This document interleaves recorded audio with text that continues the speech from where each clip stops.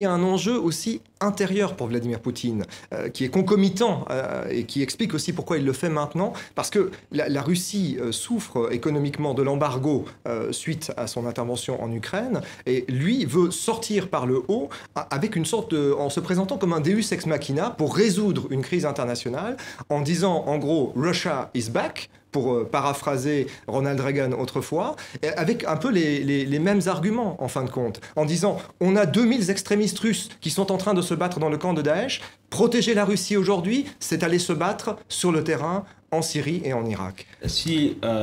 Poutine a repris la main, c'est parce que aussi il y a eu une certaine incohérence, une certaine hésitation de la part de l'Occident de façon générale. L'objectif a été de chasser Assad du pouvoir, ça c'est un objectif qui n'est pas discutable dans le camp occidental, mais les moyens d'y arriver ont suscité une certaine hésitation. À un moment on a dit si on armait l'opposition, il y a des risques que les armes tombent entre les mains des extrémistes, etc. L'Occident a été pendant longtemps hésitant et ça a permis à Assad de gagner du temps. Ça fait quand même...